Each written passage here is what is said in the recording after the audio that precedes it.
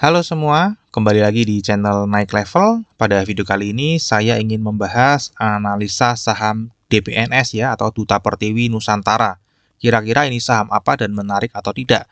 Ya, ini sudah rilis laporan kuartal 3 di tanggal 28 Oktober 2023 dan hari ini tanggal 11 November 2023. Harganya nggak kemana-mana ya, ada di 492.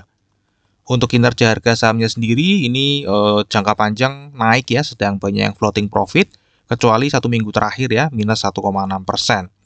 Untuk 2023 sendiri sudah naik sebesar 23% ya, dan harga tertinggi setahun terakhir itu pernah menyentuh 585 dan terendahnya di 378. Oke, sekarang kita akan bahas dulu company background-nya teman-teman. Jadi DPNS ini atau sekarang namanya Duta Pertiwi Nusantara ini itu bergerak di industri formalin dan lem ya teman-teman ya.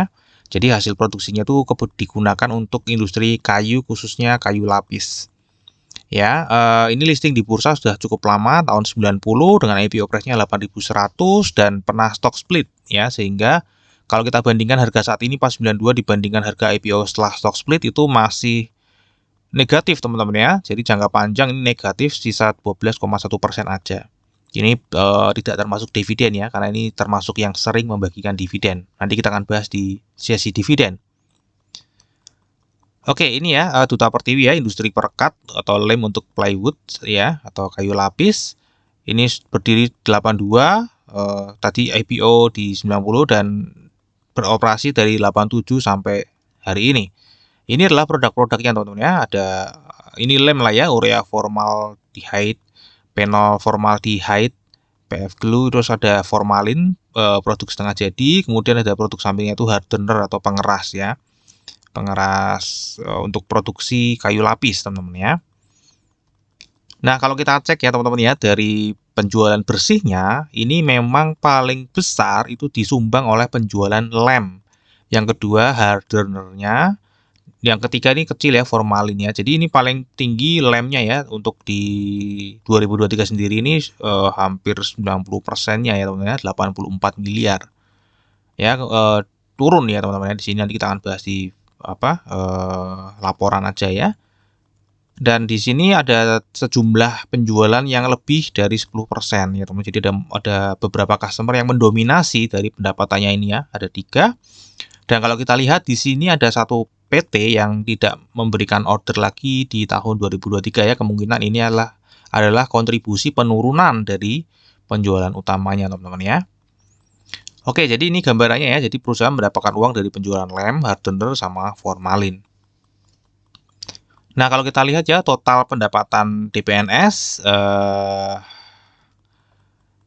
kalau kita lihat di sini naik ya, jangka panjang ini sebenarnya turun, kemudian 2021 dia mulai naik, kemudian laba kotornya juga sama ini turun, kemudian 2021 naik ya, laba usahanya juga sama dan laba bersihnya ini juga sama. Ya, meskipun ini 2013 ada anomali ya teman-teman ya. Ada anomali di mana laba bersihnya itu lebih tinggi daripada laba usahanya. Berarti ini ada mungkin ada sesuatu di luar operasinya yang menjadikan laba bersih ya. Nah, saya tidak cek ya teman-teman, silakan cek sendiri. Kemudian nanti kita akan bahas secara struktur pendapatannya. Kalau kita lihat ya teman-teman ya, untuk beban pokok penjualannya ini cenderung stabil ya di angka 70%-an. Kemudian beban usahanya juga cenderung stabil. Dan laba bersihnya ini yang cenderung naik turun ya. Jadi ini dipengaruhi oleh apa ini ya? Karena beban usahanya tinggi. Beban usahanya nih ya teman-teman ya. Beban usahanya. Jadi tergantung dari pendapatannya. Secara grossnya ini sebenarnya stabil, cuman karena kalau pendapatannya turun, otomatis beban usahanya dia akan naik ya, karena beban usaha ini kan biasanya fixed cost ya. Oke, untuk laba bersihnya ini cukup oke ya dari tahun 2021 sama 2022. Kemudian kalau kita cek untuk performance di kuartal 3 sampai kuartal 3 2023 ini pendapatannya memang turun ya 45,4%, sehingga laba kotornya juga turun dan laba bersihnya juga turun ya. Karena memang ini cukup stabil ya struktur pendapatannya. Jadi kalau pendapatannya turun ya otomatis semuanya ikut turun. Ya, kalau kita lihat dari struktur pendapatannya ini beban pokok jualannya masih oke, masih stabil. Ya, beban usahanya otomatis dia akan naik tipis karena pendapatannya turun. Ya, sehingga laba bersihnya juga ikut turun ya. Namun kalau di sini ini malah hampir sama teman-teman laba bersihnya ya. Berarti di sini ada sesuatu ya. Beban usaha. Oh, ini beban pajak penghasilannya teman-teman yang turun ya. Mungkin belum penuh. Oke, jadi ini cukup stabil secara struktur pendapatan, cuman masalahnya adalah pendapatannya saja yang memang sedang turun. Jadi ada satu PT tadi yang memang tidak ada memberikan omset ke perusahaan ini ya teman-teman ya. Untuk valuasinya kalau kita lihat pada saat video ini dibuat itu PBV-nya ada di 0,54 dan PE ratio-nya ada di 9,36. Kalau kita lihat dibandingkan dengan tahun-tahun sebelumnya ini memang untuk PBV ya sejak 2000 bukan sejak ya, ini malah belum pernah mencapai 1, sorry ya. Dari 2018 ini belum pernah ya, selalu berdagang di bawah 1. Ya, namun ini sudah mulai naik lagi ya, teman-teman. Sudah mulai naik dibandingkan dari 2017 nih kan. Di sini sudah mulai di atas. Untuk PE ratio-nya juga sama. Ya, ini sudah di atas di tahun 2021 dan 2022. Untuk ROE-nya ada di 5,38% dan ini adalah harga wajarnya. Untuk harga wajar ini saya sudah kasih link di deskripsi ya, kalau teman-teman mau tahu cara hitungnya. Itu ada di 328 sampai 493. Jadi harga saat ini tuh ya masuk di harga wajarnya ya. Di sini earning yield-nya 10,02%. Untuk dividen sendiri ini tidak rutin bagi dividen teman-teman, namun sering ya. Ini saya cek dari 92 ya, karena kalau di taruh sini terlalu panjang dari 92 itu sering membagikan dividen, namun kadang-kadang memang ada bolong ya. Ini 2001, 2, 3, ini 2004 bolong, 5, 6, 2007 bolong, 8, 9 bolong, 12 bolong. Ya, ini rutin ini 13, 14, 15, 16, 17, 18, 19, 20, 21-nya bolong. Ya, jadi rutin teman-teman ya. Tidak rutin namun sering. Ya, kalau kita lihat yield-nya juga kadang-kadang besar, kadang-kadang saya cuma 1%, 1% gitu teman-teman ya. Nah, untuk 2024 nanti kira-kira ya estimasinya ini karena dia itu tipikalnya menggunakan DPS ya. Jadi bukan DPR yang dipakai, DPS-nya ditentukan, kemudian DPR-nya menyesuaikan. Ya, jadi ini kemungkinan akan membagikan 15 ya. Kalau membagikan 15 maka yield-nya akan 3,05% di tahun 2024. Jika membagikan, karena ini sering ya, tapi belum tentu membagikan. Untuk quick ratio-nya ini cukup oke ya. Untuk quick ratio ini jauh di atas 1 ya teman-teman. Ini bahkan grafiknya pernah sampai 150 ya, sampai 200 karena rasionya debt equity ratio-nya 0. Ya, jadi ini cukup oke. Kalau saya lihat jumlah cash-nya juga lumayan besar ya, prosentasenya terhadap harga saham ya, total cash per share-nya ya teman-teman ya, cukup tinggi. Saya lupa ya, mungkin kisaran 20 atau 30%-nya itu cash bentuknya. Kemudian secara seasonality kalau kita lihat di November dan Desember memang chance-nya untuk naik kecil. Ya, kalau kita lihat ya dari seasonality terbiasanya ini naik sekitar di bulan Februari, April, Mei ya, karena biasanya Juni gitu ya, Juni atau Juli itu pembagian dividen. Jadi naiknya itu kira-kira di sini di April Mei ini sudah mulai naik. Nah, nanti Juni mulai turun ya. Juli pembagian dividen mulai turun. Nah, ini pernah naik lagi ya. Ya, jadi teman-teman mungkin bisa ancang-ancang di sini ya. Nanti bulan Januari kan turun. Nah, di Februari mungkin bisa mulai awal Februari bisa mulai ngambil karena berpotensi untuk naik ya karena menjelang dividen. Ya. Jadi terserah ya teman-teman mau ambil dividennya atau mau ngambil capital gain-nya. Ya. Kemudian kalau kita cek dari bandarmologinya ini di pengendalinya adalah Duta Permana Makmur. Ini juga ada Bank Julius Baer & Co. Singapura dari Singapura ya, ada Siang Hadi Wijaya, ada masyarakat yang script plus itu 35% ya.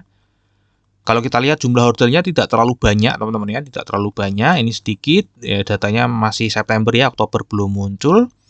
Kalau kita lihat di September ini bertambah 44 orang. Jumlah lembar sahamnya bertambah juga cukup banyak ya. Kan kalau kita lihat di sini value per holdernya itu naik teman-teman ya, dari September tahun lalu itu per orangnya kira-kira memegang value sekitar 25 juta. Ya, di bulan September sekarang ini value-nya per orangnya 28 juta atau pada penambahan 44 orang dan satu orangnya itu kira-kira masuk sekitar 157 juta. Ya, jadi ini 44 orang yang lumayan besar dananya ya. Maksudnya kalau dana-dana besar gini sudah meneliti perusahaannya secara baik. biasanya ya, bukan karena ikut-ikutan. Apalagi ini volumenya nanti kecil ya teman-teman ya. DPNS untuk partisipasi asing ini tidak terlalu besar terakhir di kuartal 1 sama kuartal 2 ini cukup besar ya, namun ini buang barang teman-teman ya. Namun habis itu sudah enggak ada ya, nanti kita akan lihat ini kenapa. Nah ini ya menjelaskan tadi ya. Jadi investor asing memang pernah buang barang di sini ya dan dibeli oleh investor retail lokal. Ya, ini 266,1 juta itu enggak semuanya teman-teman, enggak semuanya, mungkin ada sebagian pengendali ya, pengendali pegang sebagian yang non scriptless karena jumlah sahamnya totalnya 331 ya, di sini 261. Jadi sekitar ada sekitar 90 jutaan yang tidak beredar di Bursa Efek Indonesia. Ya. Kalau kita lihat investor asing buang barang dan yang buang barang itu paling besar adalah reksadana asing dan ini menghabiskan barangnya. Ya, dari 9% dari Oktober kemudian dibuang ke sini habis teman-teman ya. Siapa yang membeli? Yang membeli adalah investor retail lokal dan ada lokal corporate, meskipun ini lokal corporate hanya satu kali beli ya. Jadi kebanyakan memang dibeli oleh investor retail lokal separuh-separuh. Ya, jadi kalau kita lihat di sini ini ada proses distribusi dari reksadana ke perusahaan satu, kemudian adalah investor retail lokal, dan kalau kita lihat investor retail lokalnya tadi itu kira-kira nggak banyak teman-teman ya, segelintir namun uangnya ya lumayan ya, kira-kira seperti itu. Kemudian kalau kita lihat di tanggal 1 sampai 11 November ya, itu kalau kita lihat ini netral aja teman-teman ya, netral aja, nggak ada pergerakan apa-apa ya. Kalau kita lihat di sini sih seolah-olah naik ya, namun saya tetap menganggapnya netral ya karena memang volumenya sangat kecil teman-teman ya. Ya ini volumenya hanya 66 juta per hari ya. Jadi mungkin aja ini oper-oper antara retail ke retail aja. Nah kalau kita lihat dari sisi teknikalnya ini sebenarnya dulu sideways ya, sideways 2023 ini sideways ya, di sini-sini aja ini mulai sidewaysnya mulai naik ya. Namun belum tembus 415 tembusnya di sini teman-teman, bulan September dia break ya, dia break kemudian turun lagi, dia break lagi resisten berikutnya dan break lagi resisten berikutnya nih ya. Jadi beberapa kali resisten di break terus ya teman-teman ya. Jadi ini memang breakout dari sideways atau rangingnya ya, dan ini selalu break lagi all time high ya sejak 2023. Jadi kemungkinan ini akan berpotensi membentuk pola uptrend teman-teman ya. Namun sekali lagi ya, ini likuiditasnya sangat kecil, hanya 66 juta per hari. Oke, terakhir risamnya untuk fundamental tadi kinerja jangka panjangnya naik, kinerja jangka pendeknya turun. Valuasi wajar, tidak rutin bagi dividen namun sering. Jadi ada forecast itu kira-kira di tahun depan dengan harga saat ini tuh akan membagikan 3,05%. Seasonality tadi potensi naiknya udah lewat ya, jadi mungkin di tahun depan, tahun 2024 bisa di watchlist ya, Februari, April, Mei, Juni. Kemudian untuk bandarmologi tadi Oktober ke Oktober ada distribusi yang sudah selesai juga distribusinya dari reksadana asing, sudah habis barangnya. Untuk 1 sampai 11 November ini terlihat netral aja karena tidak ada pergerakan bandar menurut saya karena likuiditasnya yang sangat kecil. Untuk technical ini breakout dari tadi ranging ya, area ranging dan berpotensi untuk uptrend. Terakhir disclaimer teman-teman ya, jadi analisa yang saya bagikan di YouTube ini adalah analisa saya pribadi, ini bukan ajakan jual atau beli saham DPNS. Ya, silakan teman-teman tetap wajib melakukan analisa sendiri. Pastikan teman-teman sebelum membeli atau sebelum menjual tahu alasan yang kuat.